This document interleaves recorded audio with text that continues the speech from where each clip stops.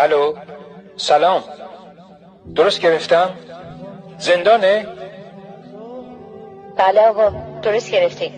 بفرمایید. میخواستم با زندانی صحبت کنم.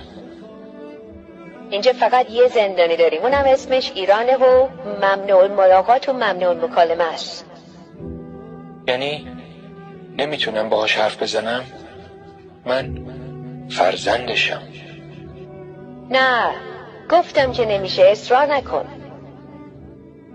میشه بهش یه پیغامی بدین؟ بفرمایید.